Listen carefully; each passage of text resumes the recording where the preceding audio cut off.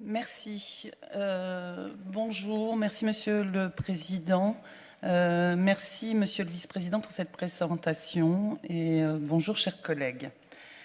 Vous venez de nous présenter le nouveau plan vélo départemental. Je tiens tout d'abord à féliciter les services pour la qualité de ce rapport. Ce plan est très complet et peut permettre de contribuer au développement d'un écosystème vélo sur notre territoire. Il correspond par ailleurs à la quasi-totalité des demandes des associatifs. On remarque en particulier l'organisation d'un comité départemental vélo composé de divers acteurs, dont les associations, avec des réunions de travail périodiques. Les différents besoins ont été identifiés, la continuité, l'entretien, les signalements utilisateurs, les revêtements innovants, le problème des contrôles d'accès comme les potelets, les réparations, les parkings, la location, la cartographie, le balisage, une meilleure intégration du vélo dans les projets d'infrastructures routières, les vélos-écoles, etc., etc. Vous l'avez rappelé, les enjeux sont multiples. Il nous faut développer l'offre et encourager l'usage du vélo pour proposer une alternative efficace à l'automobile. Nous contribuerons ainsi à réduire notre empreinte carbone.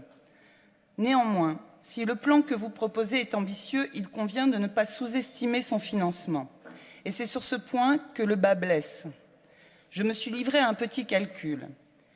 Sur les fiches 1, actions 1, 2 et 4, vous indiquez qu'avec 1,5 million d'euros par an, vous allez réaliser 2 km de pistes cyclables en 2018 et pourvoir à l'entretien de l'existant.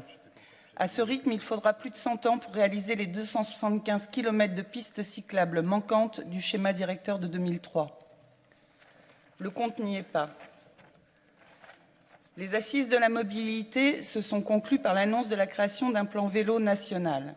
L'argent risque fort d'aller à ceux qui seront prêts techniquement et financièrement à investir. L'Essonne ne doit pas rater ce rendez-vous.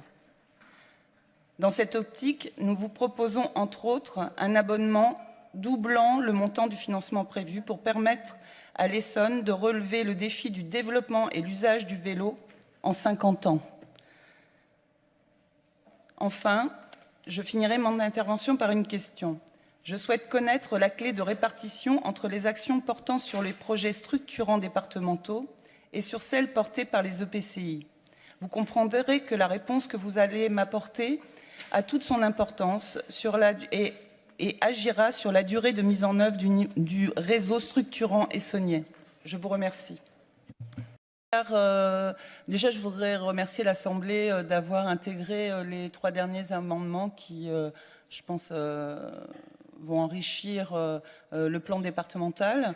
Je tiens quand même à exprimer mon fort regret d'un financement à minima d'un plan qui doit être beaucoup plus soutenu.